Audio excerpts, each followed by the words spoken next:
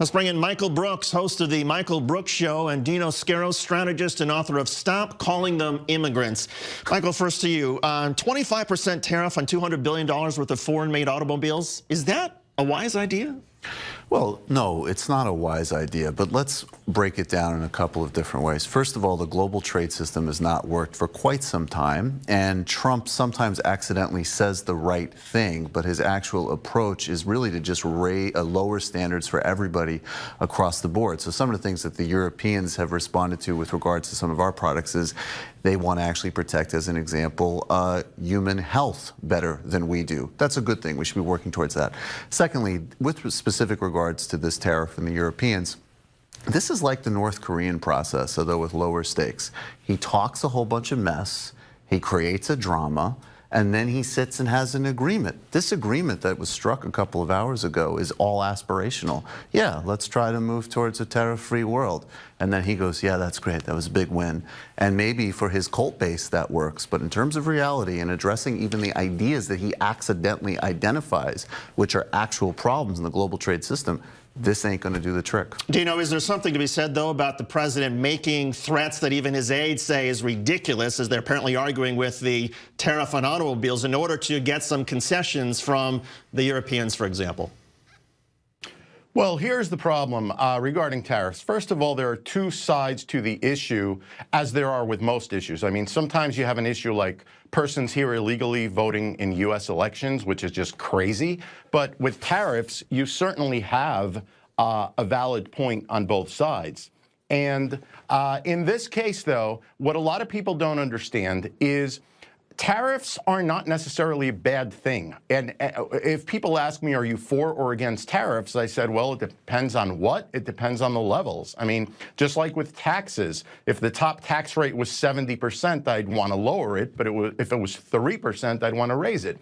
Tariffs have been a part of American history for most of our years. George Washington was for them. Abraham Lincoln was for them. Thomas Jefferson was for them.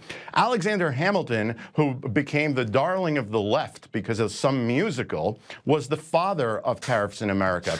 But like Michael said, and as you pointed out, Trump is a negotiator, and he told us that from day one. And what I don't understand is why Trump's critics don't take him seriously, but they take him literally. Trump is the kind of person that, unlike you and me and Michael and 99% of the population, we won't complain in advance. We will not go to a restaurant and complain unless there's something to complain about. Trump may actually come up with a complaint strategy. He may go in and threaten to close the place down or call the Board of Health until they comp him a free meal. Now, that may not be very nice, but it's effective. He is a lethal negotiator. And yes, don't take everything that comes out of his mouth seriously, but I think to this point in his administration, it has worked more often than not. And we saw it today with his meeting with Juncker. I actually demanded twice the speaking time in my pre-negotiation for this segment. So I was following in the president's footsteps. But I mean,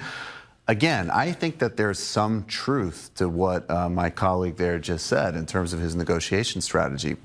But unfortunately, the name of your book and even this sort of notion that there's a bunch of people voting illegally, which has never been demonstrated, fits into a broader pattern of conspiracy theories, incoherence, lack of strategy, and unfortunately xenophobia and bigotry, and the very accurate uses of the term by this administration. And once again, what is the strategy? If the strategy actually is to get a decent news cycle, then he is intelligent and he is playing it effectively. But if the strategy is a durable agreement with North Korea, I rejected many liberal, people who said, oh, I don't want Trump negotiating with North Koreans. I totally disagreed. I want them sitting down. But I want an actual agreement. When he accidentally identifies actual problems in trade, I want them addressed. This doesn't address that. Dino, what is the agreement on this day? I mean, the European Commissioner said we made a deal. We have identified a number of areas in which to work together. Working together, that's their agreement?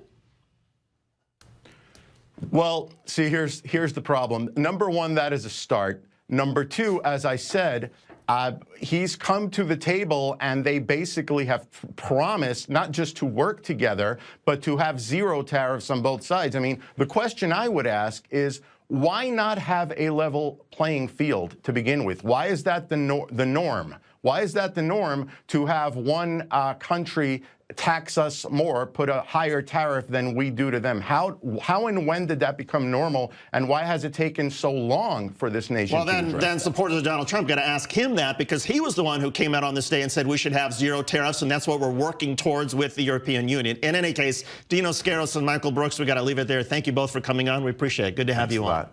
Just